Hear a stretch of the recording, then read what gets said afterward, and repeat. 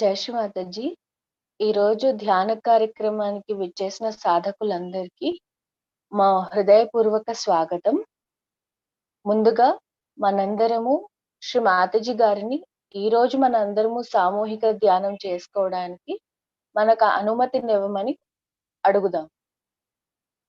శ్రీ మాతాజీ, దయచేసి మా అందరికీ సామూహిక ధ్యానం చేసుకొని నిర్విచార స్థితిని, ధ్యానాన్ని పొందడానికి మాకు మీ అనుమతిని ప్రసాదించండి అమ్మా.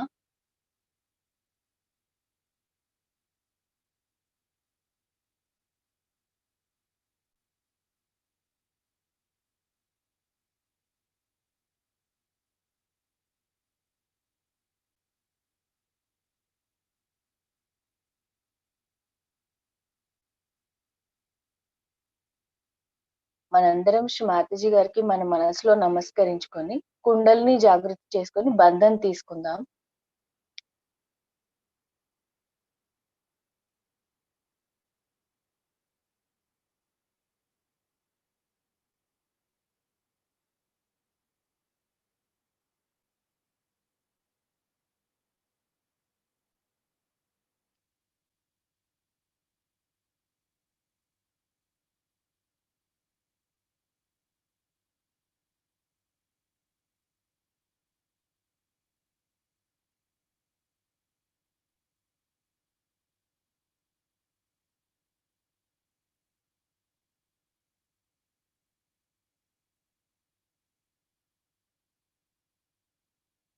ఇప్పుడు మన రెండు చేతులను భూమాత మీద కానీ భూమాత వైపు కానీ ఉంచేసి మనం ఇలా ప్రార్థిద్దాం. అమ్మా భూమాత, దయచేసి మా సూక్ష్మ వ్యవస్థలో ఉన్న సమస్త దోషాలను, బాధలను తీసివేసి మాకు ఈ సహజయోగ సాధన చేయుటకు మీ అనుమతిని ప్రసాదించండి అమ్మా.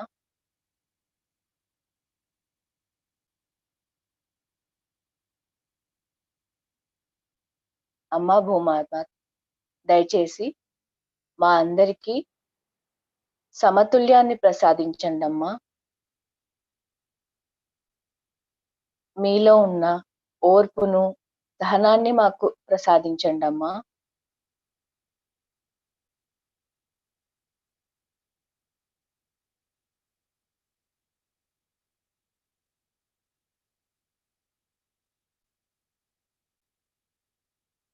దయచేసి మా సూక్ష్మ వ్యవస్థలో ఉన్న అధికమైన వేడిని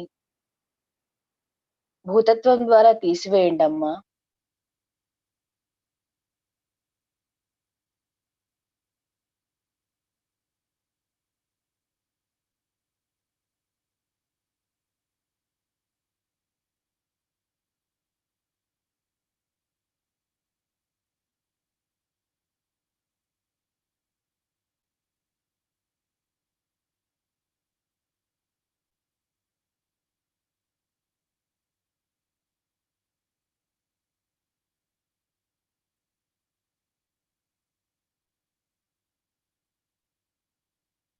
ఇప్పుడు మన రెండు చేతులను శ్రీ మాతాజీ గారి వైపు ఉంచుతాము. 3 మహామంత్రాలు.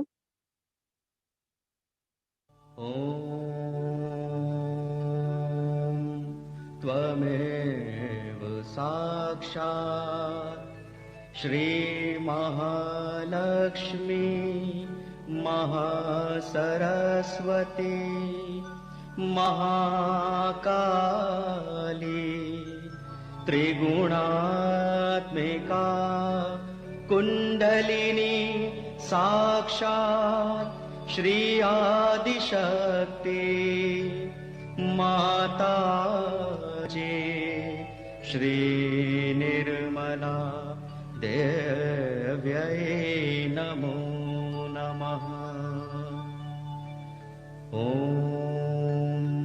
त्वमेव साक्षात् श्री कल्की साक्षात् श्री आदिशक्ति माता जी श्री निर्मला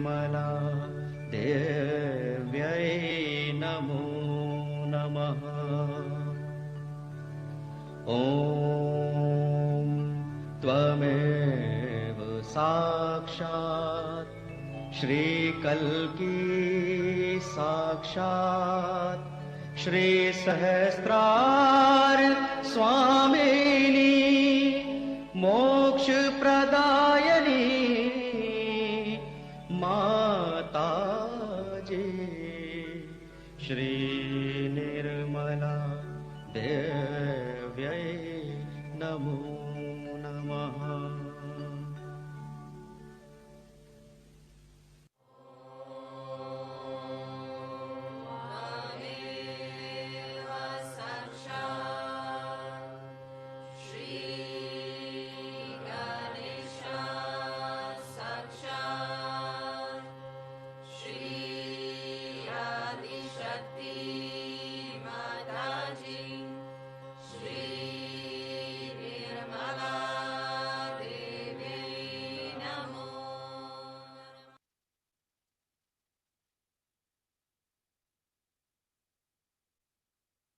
ఇప్పుడు మనం మన ఎడమ చేతిని శ్రీ మాతాజీ గారి చిత్రపటం వైపు ఉంచి కుడి చేతిని భూమాత మీద గాని భూమాత వైపు గాని ఉంచుదాం. శ్రీ మాతాజీ గారిని మనం ఇలా ప్రార్థిద్దాం. అమ్మా, దయచేసి మా ఎడమ భాగంలో ఉన్న సమస్త దోషాలను, బాధలను భూతత్వం ద్వారా తీసివేయండి అమ్మా. దయచేసి మా ఇడానాడిలో ఉన్న అనవసరపు కట్టుబాట్లను తీసివేయండి అమ్మా.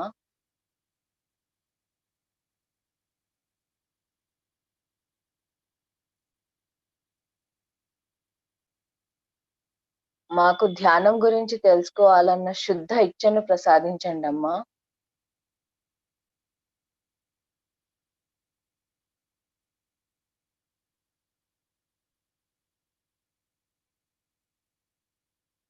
మా అందరిలో శ్రీ మహాకాళి మరియు శ్రీ మహాభైరవ యొక్క సుగుణాలను జాగృతపరచండి అమ్మా.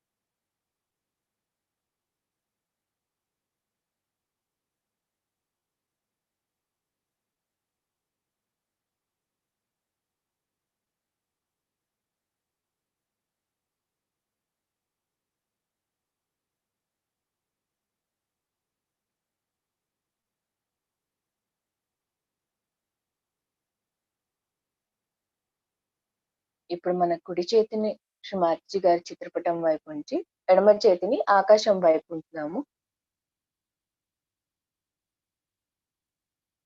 శ్రీ మాతాజీ, దయచేసి మా కుడి భాగంలో ఉన్న అధికమైన వేడిని ఆకాశతత్వం ద్వారా తీసివేయండి అమ్మా.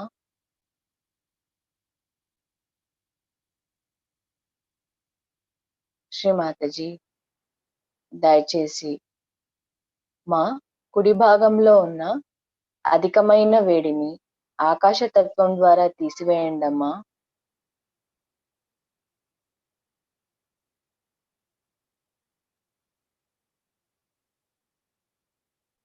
భవిష్యత్తుకు సంబంధించిన ఎన్నో ఆలోచనలను నియంత్రించండి అమ్మా.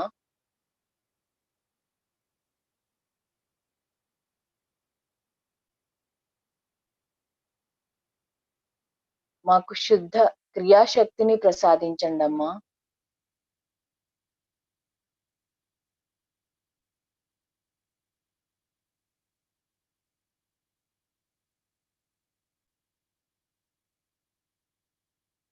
మా అందరికీ శ్రీ మహాసరస్వతి మరియు శ్రీ హనుమాన్ యొక్క కృపను ప్రసాదించండి అమ్మా.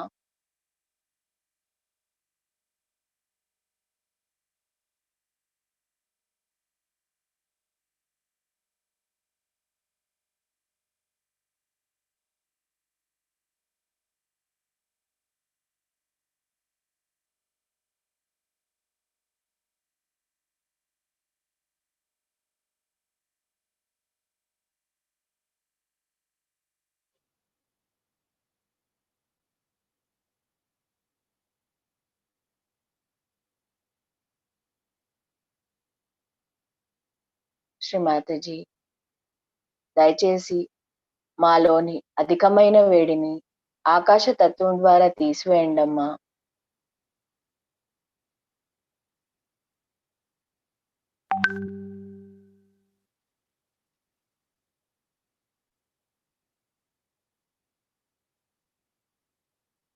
ఇప్పుడు మన 2 చేతులను శ్రీ మాతాజీ గారి చిత్రపటం వైపు ఉంచి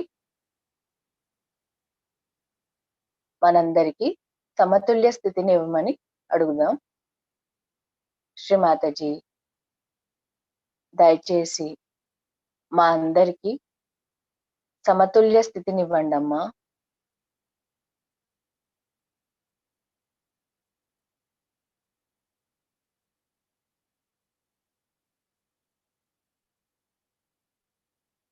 మా అందరికీ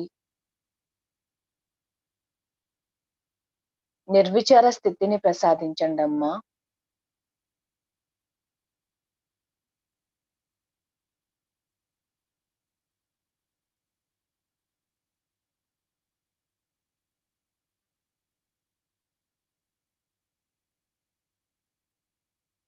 దయచేసి మా అందరికీ నిర్విచార స్థితి యొక్క అనుభూతిని ప్రసాదించండమ్మా.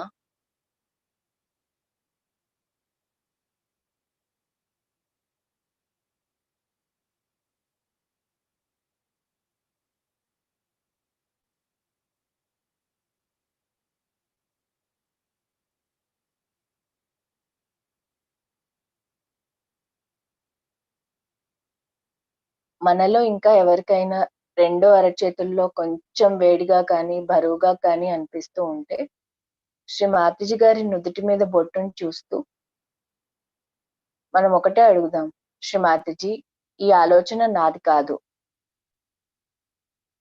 నేను ఈ శరీరము బుద్ధి అహంకారం ఇవేవీ కాదు, కేవలం ఆత్మను మాత్రమే.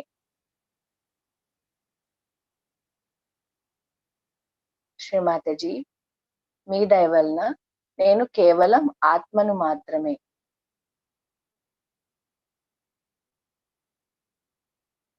దయచేసి మాకు నిర్విచార స్థితిని ప్రసాదించండి.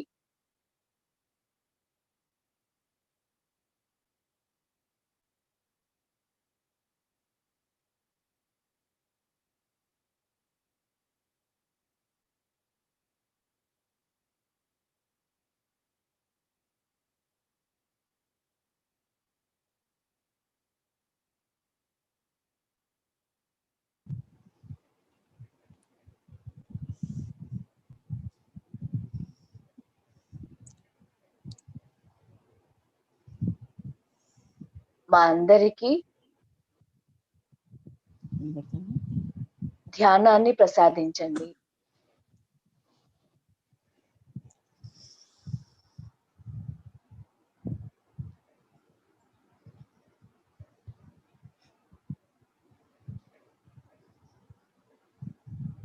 మనందరము మన చిత్తాన్ని సహస్రారంలోనే ఉంచుకొని శ్రీ మాతాజీ గారి ప్రవచనం నుంచి తీసిన చిన్న చిన్న వాక్యాలను ధ్యానం గురించి, తర్వాత ధ్యానం ప్రాముఖ్యతను గురించి శ్రీ మాతాజీ గారు ఏం చెప్పారో ముందుగా విందాం. Meditation is the only way you can enrich yourself with the beauty of reality. There's no other way. I cannot find any other way but meditation by which you rise into the realm of divinity.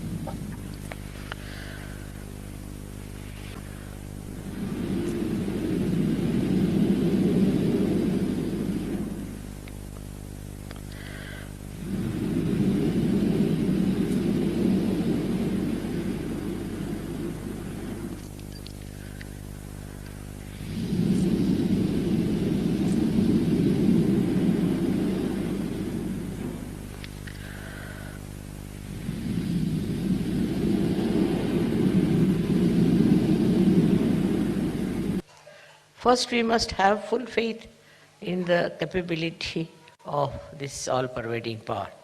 As soon as you are detached, you say, you do it.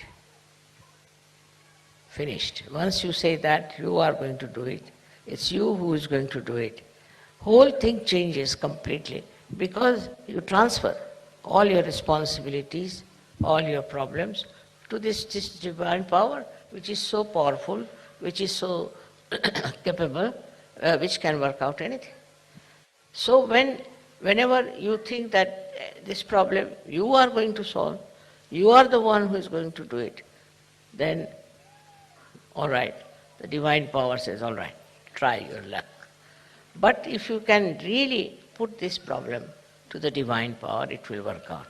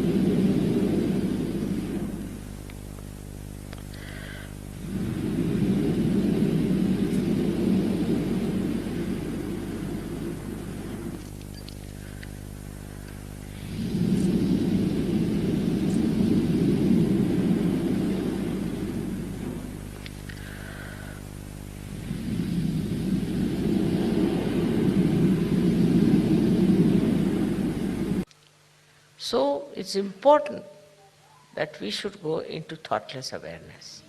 And that thoughtless awareness is the real way that your Sahasrara can be nourished by the Kundalini.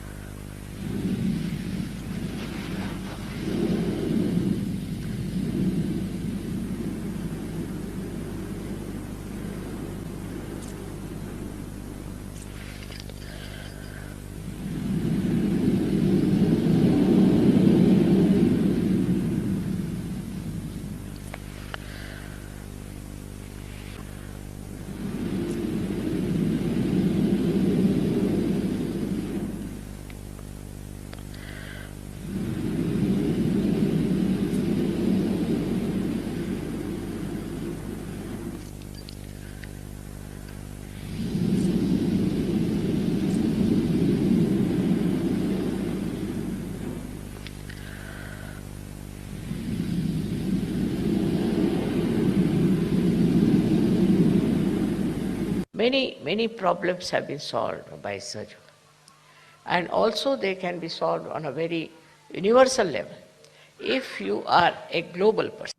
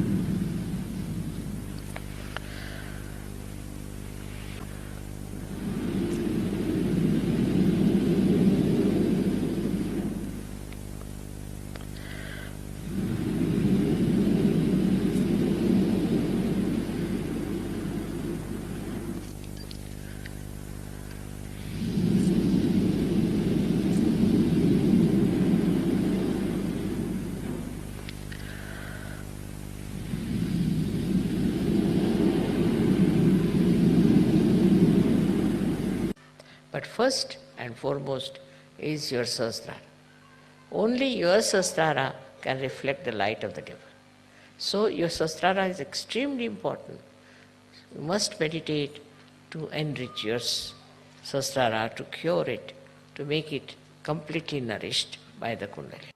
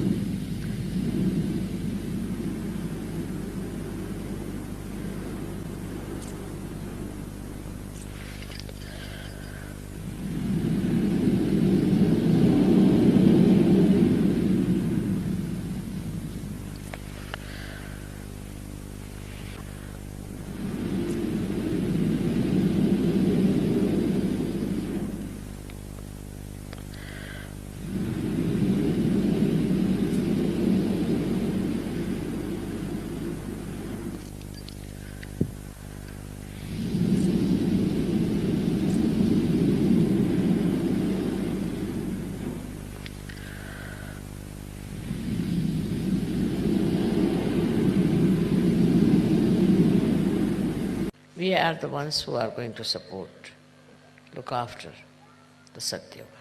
And that's why the Sastra opening is very, very important. It's very important.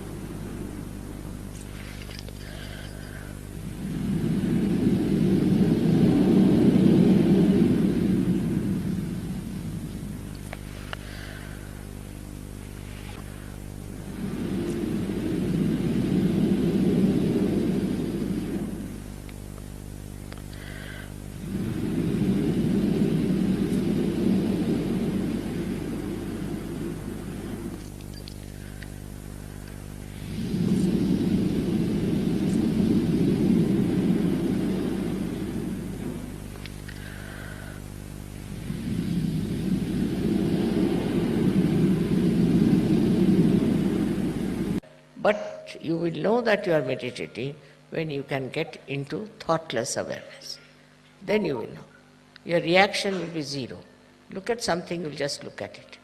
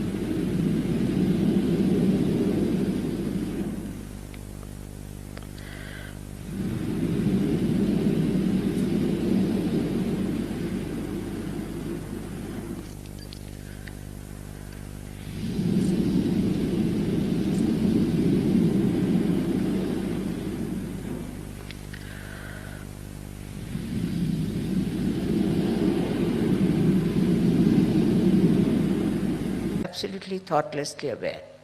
You are one with the divine. So much so that divine takes over every activity, every moment of your life and looks after it. And you feel completely secure, one with the divine, and enjoy the blessings of the divine. May God bless you.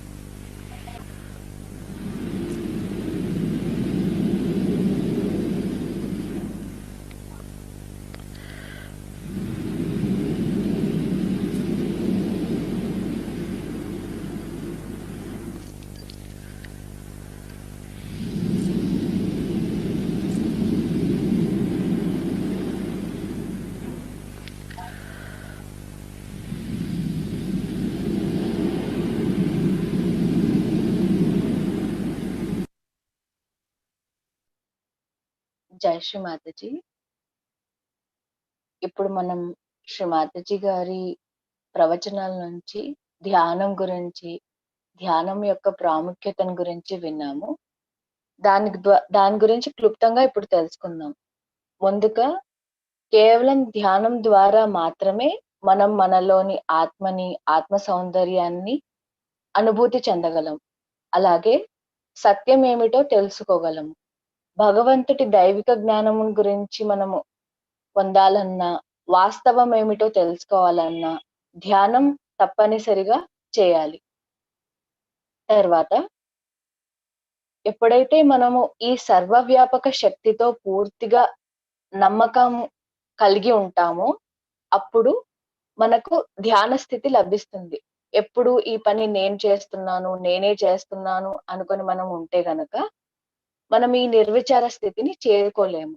ఏదైనా మనకు జటిలమైన సమస్య తలంచినప్పుడు మనము ముందుగా నిర్విచార స్థితిలోకి వెళ్ళాలి. అప్పుడు శ్రీ మాతాజీ గారి అనుగ్రహం ద్వారా మనము నిర్విచార స్థితిని చేరుకొని ఎంత కష్టమైన పనినైనా చాలా సులభంగా చేయగలము. అలా అని మనం ఏ పని చేయకుండా అంతా భగవంతుడే చేస్తాడన్నట్టు కాకుండా ఈ చిన్న విషయాన్ని సమతుల్యంగా మనం అర్థం చేసుకోవాలి. ఏ పని చేస్తున్నా భగవంతుని కృపతో, భగవంతుని సాయంతో మనం చేస్తున్నాము అన్న విషయాన్ని మనము తెలుసుకోవాలి. తర్వాత చాలా ముఖ్యమైన విషయం ఏంటి అంటే మనము నిర్విచార స్థితిని చేరుకోవడం. మనం ప్రతినిత్యం ధ్యానం చేస్తున్నా, ఫుడ్ సోకింగ్ చేస్తున్నా, ఏం చేస్తున్నా మన గమ్యం మాత్రము నిర్విచార స్థితిని చేరుకోవడం. అప్పుడు మాత్రమే మన కుండలిని శక్తి సహస్రారంని చేరుకొని సహస్రారంని పోషిస్తుంది. ఎలాగైతే మనం ఒక చెట్టుకి మనము నీళ్లు వేసినప్పుడు కింద నుంచి పై భాగానికి చెట్టులో ఉన్న అన్ని భాగాలకి మన నీళ్లు చేరి ఆ వృక్షానికి ఎలా అయితే పోషణనిస్తాయో అలాగే ధ్యానం చేసినప్పుడు మన కుండలిని శక్తి కూడా మనలో ఉన్న అన్ని చక్రాలతో ద్వారా సహస్రార చక్రానికి కూడా పోషణను అందిస్తుంది. ఇది మాత్రమే మనము సాధన ద్వారా చేయాల్సిన ముఖ్యమైన విషయం. తర్వాత ధ్యానం ద్వారా ఎన్నో సమస్యలను పరిష్కరించారు. అలాగే సహజయోగ సాధన ద్వారా ఎన్నో సమస్యలు అంటే ప్రపంచ వ్యాప్తంగా ఉన్న ఎన్నో సమస్యలను కూడా ధ్యానం ద్వారా మన ఈ ధ్యాన స్థితి ద్వారా మనము పరిష్కరించగలము. కానీ దానికి ముందుగా మనము నిజంగా విశ్వం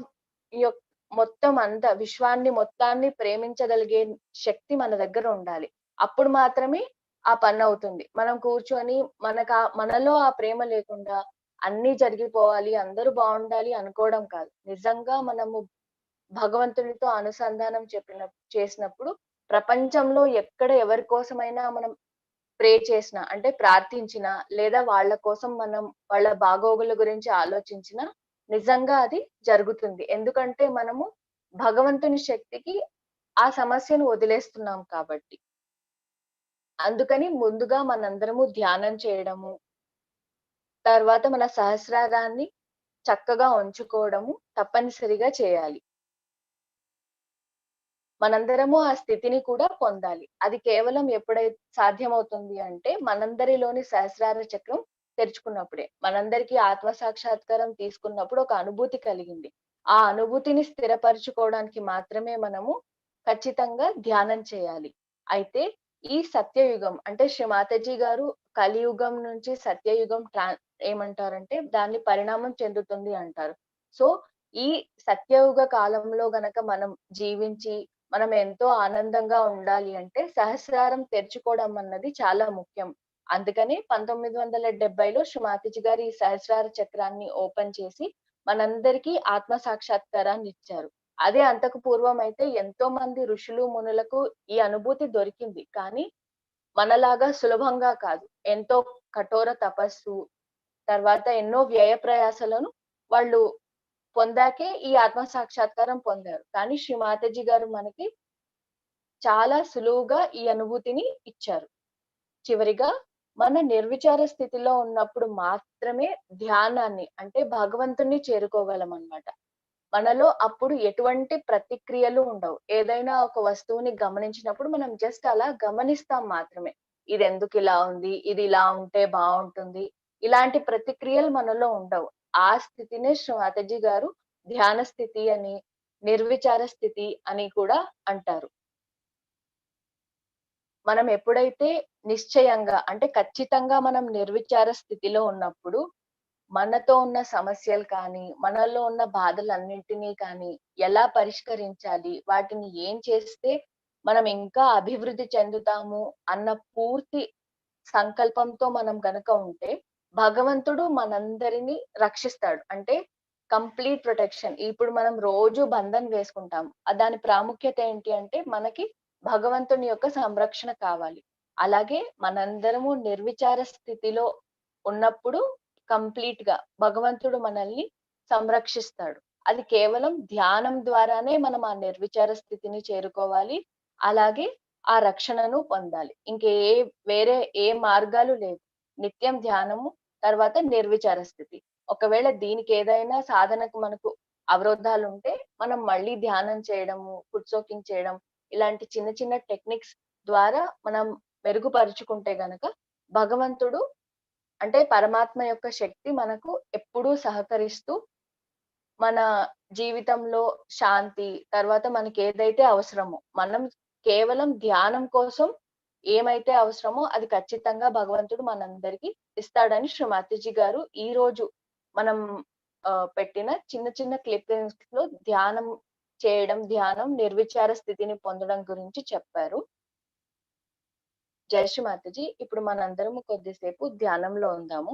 అంటే ఇప్పుడు మనం తెలుసుకున్న ఈ విషయాలన్నింటినీ మనలో ఇమిడేలాగా ఆ శక్తిని, కుండలిని శక్తిని మనందరికీ ఇవ్వమని మనం శ్రీ మాతాజీ గారిని అడుగుదాం.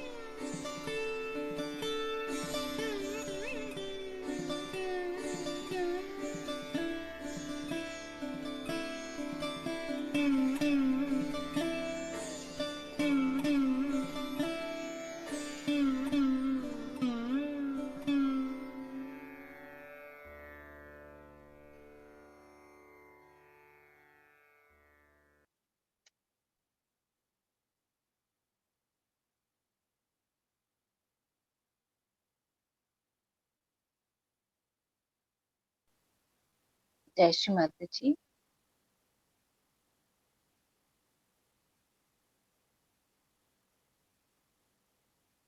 ఇప్పుడు మనం అందరము కుండలిని జాగృతి చేసుకుని బంధం తీసుకుంటాం.